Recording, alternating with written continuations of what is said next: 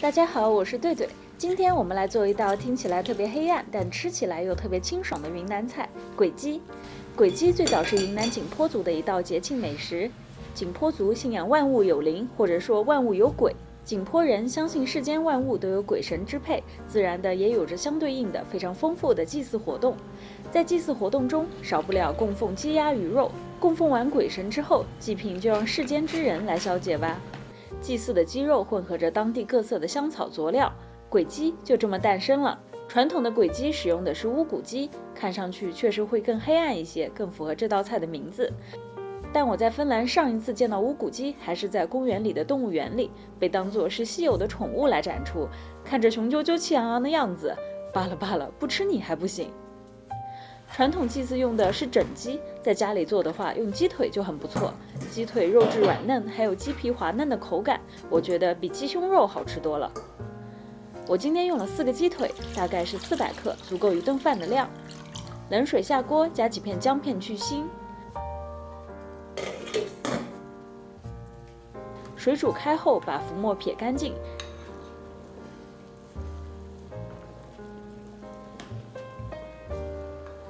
然后调成小火，让水微微沸腾，盖上锅盖，把鸡腿焖煮个20分钟。要是你用的鸡腿特别大，或者是用了整鸡，那可以相应的调整时间。要知道鸡腿是否熟了，那就看看肉最厚的地方是不是还有血水就好。煮鸡肉的汤也别倒了，香喷喷的鸡汤正好可以用来下面或者是下米线吃。鸡腿取出来后放到冷水中，过冷河可以让鸡皮收缩更为滑嫩，也可以帮助鸡肉降温。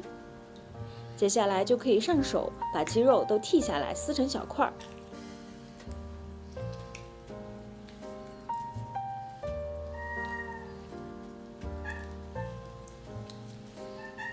小馋猫可能会吃到，但是绝对不会缺席，怎么能容许人类自己吃鸡呢？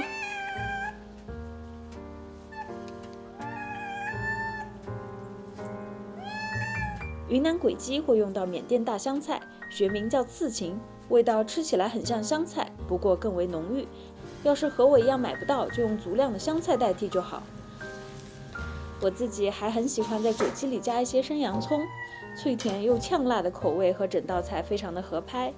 我们平时切洋葱的时候有横切和竖切2种方法，如果是逆纹横切的话，洋葱中心的部分自然就会很短。在这道菜里，我建议大家顺着纹路竖切，你看，这样每根洋葱的长度都差不多，成菜更漂亮，吃起来也更方便夹取。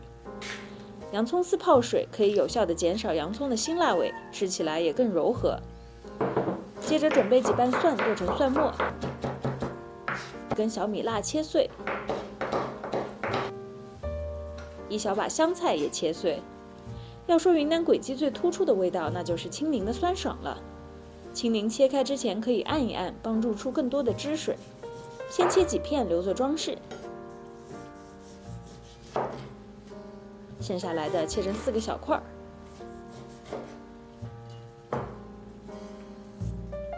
材料都齐全了，那就可以开始组装这道菜了。根据你的口味，在撕碎的鸡肉中加入洋葱丝、蒜末、香菜、小米辣。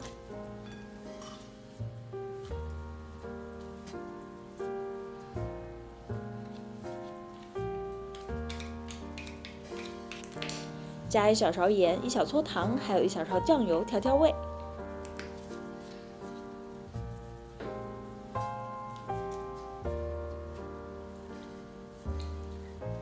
然后把青柠汁都挤进去。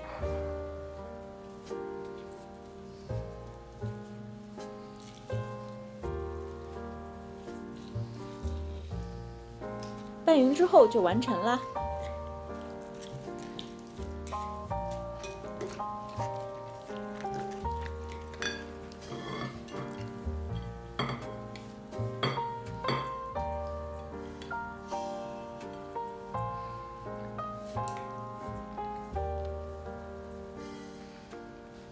鬼鸡在冰箱里放凉后再吃更是美味，嫩滑的鸡肉，酸爽鲜辣的滋味，脆口腥甜的洋葱丝，还有清爽的青柠、香菜的味道，吃起来非常的过瘾。